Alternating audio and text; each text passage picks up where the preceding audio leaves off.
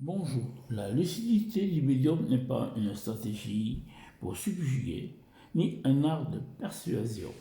Elle est un regard droit né de l'âme qui dénonce son détour, ce qui relève du mensonge, de la tromperie et mauvaise foi.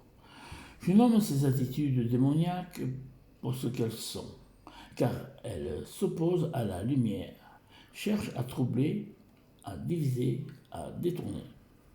L'archange Michael, dans sa puissance de justice, a vaincu le mal symbolisé par le serpent, symbole de force qui séduisent, qui trahissent. On peut y voir aussi l'image de Judas, celui qui, sous un masque d'amitié, trahit la vérité pour de l'argent. Ainsi, la lucidité médiumique n'est pas une arme de pouvoir, mais un bouclier de lumière. Elle protège, elle révèle, elle éclaire ce que d'autres veulent cacher. Et c'est dans cette force tranquille, offerte par le divin, que je puise ma guidance et ma vigilance.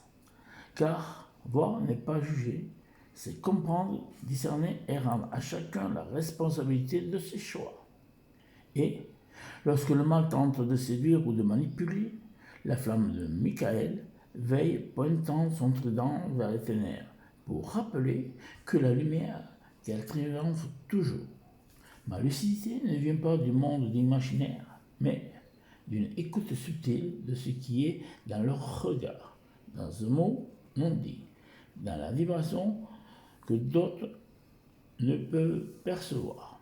Je vois les manipulations, je ressens les fausses promesses, je perçois les âmes abusées par des discours trompeurs. Et pourtant, je reste dans la réalité celle du cœur et de la conscience. Être médium, c'est refuser le mensonge sous toutes ses formes. C'est comprendre que la foi n'est pas une soumission, mais confiance éclairée. C'est regarder les pieds sur terre tout en laissant l'esprit s'élever vers le divin.